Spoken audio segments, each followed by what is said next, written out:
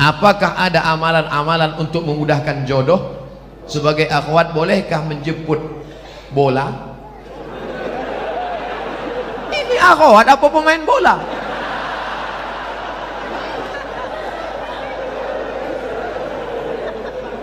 Maksud dia, boleh nggak menawarkan diri pada orang soleh? Saya tidak menjawab, saya cerita, bapak ibu jawab. Ketika Nabi sedang tausiah, tiba-tiba tegak seorang perempuan. Apa kata perempuan itu? Inni wahabtu laka nafsi, I give myself for you. Sekarang saya tanya, bolehkah menawarkan diri untuk orang soleh? Lihat cerdasnya jamaah. Kita cukup sebutkan dalil, dia sudah. Maka kata ulama, boleh menawarkan diri pada orang yang soleh dengan syarat dia tidak mengumbar itu kepada orang lain sehingga menyebabkan malu. Dalil kedua, istri Nabi Khadijah, dia pakai ekonomi syariah. Khadijah punya barang yang membawakan barang dagangan itu seorang pemuda ganteng bernama Muhammad sallallahu alaihi. Setiap barang dibawa laku keras. Akhirnya Khadijah nanya, ini yang selalu laku keras mana orangnya? Itu dia.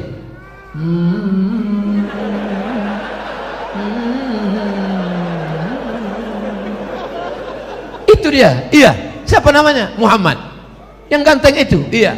Maka kata Khadijah, diutuslah seorang laki-laki. Coba tanya dia, mau nggak dia nikah sama saya? Ditanyalah, hai Muhammad sallallahu alaihi wasallam. Ya, itu tuan yang punya barang-barang kita selalu kita bawa, dia mau sama kamu. Itu dalil boleh perempuan menawarkan, tapi melalui wali. Wahai adikku akhwat, engkau punya wali 6. Ayah, datuk, kakek, abang, adik, abang ayah, adik ayah, pakcik. Maka kau sampaikan supaya dia ngomong ke sana. Nah, siapa dia orangnya? Itu Pak Ustaz, anak remaja masjid di Al-Kausar itu. Kasih tahu. Dek, ya. Mau datang ke rumah saya? Ada apa, Pak? Datang bertamu, minum-minum aja sore. Datanglah. Nanti keluarlah ente bawa manis.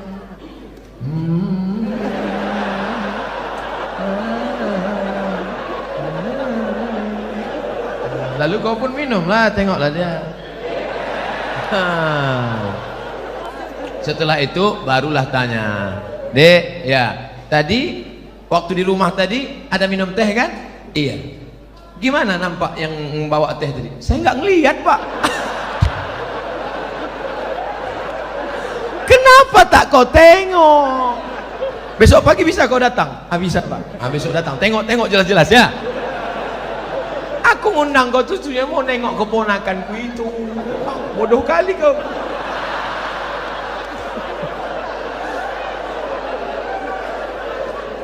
Setelah itu sampaikanlah kepada dia. Nanti kulah kau tengok, kasih jawaban cepat-cepat ya. Ya, kalau padi katakan padi, jangan sampai tetampi-tampi. Kalau jadi katakan jadi, jangan sampai tenanti-nanti. Itu gimana? Bisa, Pak. Selama ini saya memang udah nengok dia, tapi dari jauh nampak saya cantik. Begitu dekat, tak jadilah, Pak. Udah, jangan kau ceritakan ke yang lain ya. Nanti hancur dunia persilatan.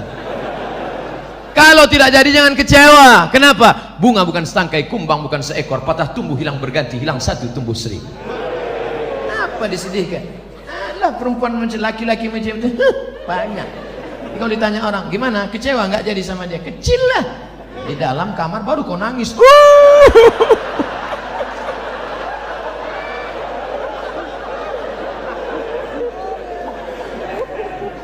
Ini sudah ditetapkan Allah. Ini takdir sudah tertulis di Lauhil Mahfuz bahwa teh kotak ini punya Abdul Somad, bahwa minuman ini punya Abdul Somad. Ini takdir. Aku tahu rezekiku punya aku dan tidak mungkin diambil orang. Betul? Ini punya Abdul Somad, satu pun tidak akan mengambil. Begitu juga dengan jodoh. Jodohmu tak akan mungkin diambil orang. Tapi kau mesti ada ikhtiar dan usaha untuk membuka botolnya, mau masuk. Jangan cuma kau tengok aja menganga lah.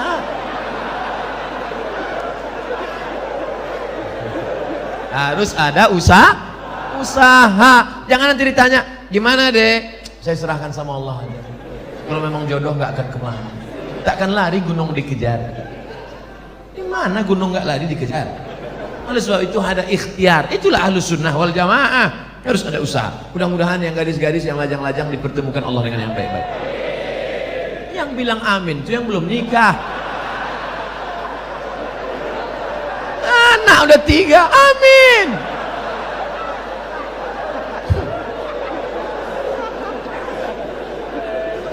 Nah, oleh sebab itu maka indah adik-adikku yang lajang, indah kalian nanti bercerita ke anak-anak. Papa, ya, papa ketemu mama dulu di mana? Waktu itu ada ustadz datang ke masjid LNG Badak atau Badak LNG, Masjid Al-Kausar. Nah, terus pas papa mau keluar itu nyari-nyari sendal, mana sendal, tiba-tiba terbentur kepala papa. Tengok depan.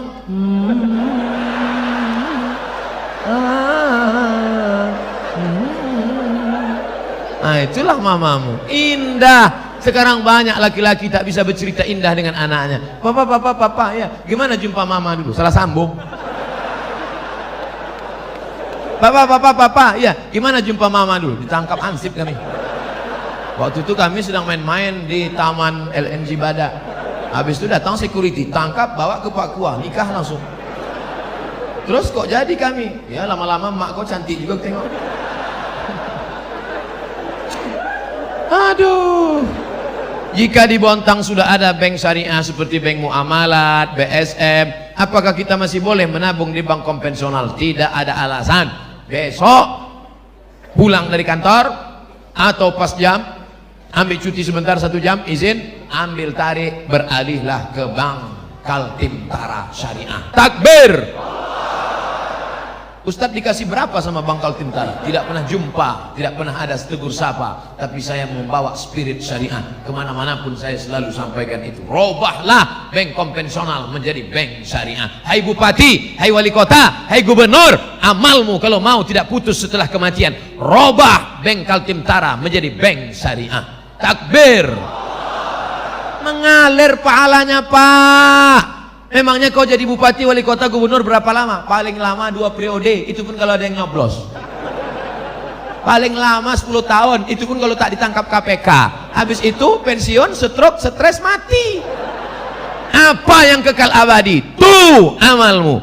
Buatkan perda zakat, keluarkan orang dari konvensional, maka setelah kau mati macam tetesan embun di tengah gurun pasir yang panas. Dulu waktu kau punya jabatan disambut orang pakai baleho, disambut pakai umbul-umbul, dibukakan pintu. Sekarang menengok pun orang tak mau. Akhirnya kau depresi, stres, batuk, mati. Sekarang banyak golongan yang mengaku dirinya yang sesuai dengan Rasulullah Sallallahu Alaihi Wasallam. Bahkan masjidnya pun khusus untuk kelompoknya saja. Padahal di sampingnya ada masjid yang sudah lama dibangun masyarakat. Apakah benar Rasulullah mengajarkan cara beragama seperti ini? Tidak. Kita semua yang bersyahadat mengikut sunnah Rasulullah, kita adalah ahlus sunnah wal jamaah. Kita ini semuanya ahlus sunnah. Karena kita mengikut sunnah menutup aurat, kita mengikut sunnah, kita sholat berjamaah, kita mengikut sunnah. Adapun perkara yang remeh-temeh, sepele-sepele, jangan kelahi hanya masalah sepele. Kelahi masalah bulu.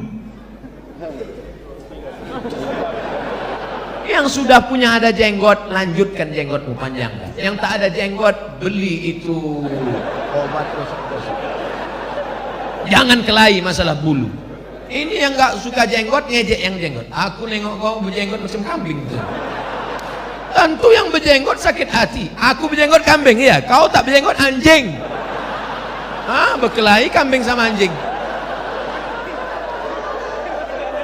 Ini kan masalah sepele. Masalah Islam mengatur. Oleh sebab itu jangan kelahi. Kelahi hanya masalah kaki celana. Yang udah motong kaki celana, ya nggak apa-apa. Jangan disambung lagi ke bawah. Ini masalah khilafiyah. Jangan diejek yang udah motong. Aku nampaknya ente sejak hijrah ini bertambah tinggi nampaknya. Itu dia sakit hati.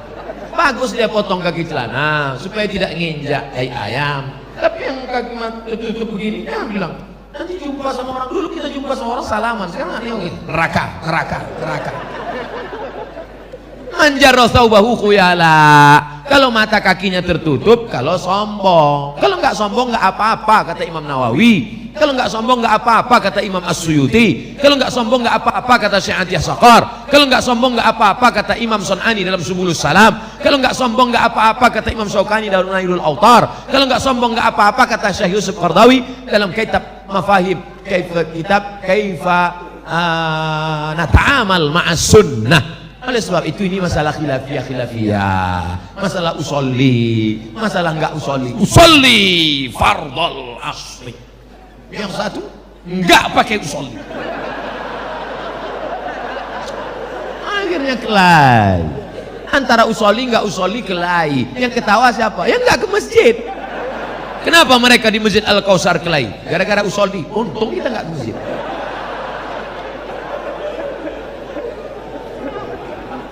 Mari kita jaga persatuan. Maka judulnya Masya Allah, Ukhuwah Islamiyah. Mau NU, mau Muhammadiyah, mau Al-Wasliyah, mau Perti, mau Persis, kita semua saudara. Asyhadu an la ilaha illallah wa asyhadu anna Muhammadan Rasulullah. Tapi kalau ada yang mengatakan ternyata setelah Nabi Muhammad itu ada Nabi lagi ke-26, itu bukan saudara kita. Itu harus diajak masuk Islam lagi, ulang syahadat. Karena la nabiyya ba'dah, tak ada nabi sesudah Nabi Muhammad. Siapa nabinya? Ahmad. Ini dia. Ya'ti mim ba'dismuhu Ahmad. Ini nabi yang terakhir, Ahmad. Oh, jadi kalau namanya ada dalam Quran berarti dia nabi. Iya, berarti ada nabi yang ke-27. Siapa dia? Nasrullah. Ini dia. Iza ja'a ke-27. Berarti ada nabi yang ke-28. Ini yang terakhir. Ini ayatnya. Qul huwallahu ahad, Allahu. Ini dia. Nabi ke-28. Orang-orang yang nyeleneh ini jangan dilawan, kerjain aja. Ini nabi ke-28.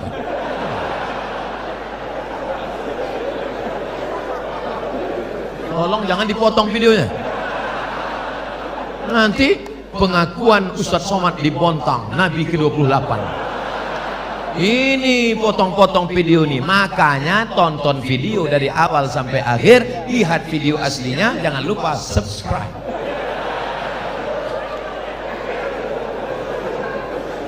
Kertas terakhir, Pak Ustadz, kami sudah 8 tahun menikah, alhamdulillah, tapi belum diberikan anak. Na'udzubillah. Tolong minta didoakan agar cepat dikasih keturunan yang soleh. Kira-kira sulitkah bagi Allah membuat engkau hamil? Tidak. Ustadz Somad, saya menikah sudah 8 tahun tidak punya anak, tapi terakhir sekarang punya anak. Kenapa? Rupanya diganggu jin. Masuk jin ke dalam perut rahim, sehingga sperma dengan sel ovum tidak pernah ketemu, dihalangi oleh jin. Kisah nyata teman kaya Qori. Akhirnya setelah diruqyah di Jalan Sumatera, Riau, Pekanbaru bersama Ustadz Saifullah, walau di Kalimantan cari ustadz-ustadz yang bisa ruqyah. Akhirnya jinnya pergi, kabur, akhirnya hamil. Sekarang punya anak. Malah sekarang batuk aja hamil istri. Betul, hamil. Oleh sebab itu maka sudah divonis tidak mungkin hamil. Ibrahim, itu istrimu tidak mungkin hamil, Ibrahim. Kenapa? Aqimah, karena dia mandul. Siapa nama perempuan itu? Sarah. Sarah sudah divonis, semua perempuan berkata Sarah tidak mungkin punya anak. Akhirnya Ibrahim buka cabang, menikah dengan Hajar. Rabbana hablana minas salihin, Rabbi habli minas salihin. Umur Ibrahim 86 tahun, lahirlah anak bernama Ismail. 13 tahun setelah itu, umur Ismail 13, umur Ibrahim 99 tahun. Istri yang divonis mandul, mengandung. Akhirnya lahirlah anak laki-laki bernama Ishak. Oleh sebab itu jangan cepat-cepat buka cabang. Ternyata toko lama laku juga. Makanya Bu, nanti kalau bapak ngomong, Mas, nampaknya papa harus buka cabang. Ingat, ternyata setelah 13 tahun Sarah juga mengandung, Pak. Jadi gimana? Kita tunggu 13 tahun lagi. Oleh sebab itu maka apa sebenarnya yang diinginkan Allah? Kadang sakit hati saya, Pak Ustaz. Saya sudah nikah 8 tahun gak ada anak. Kawan saya nikah Januari, April punya anak.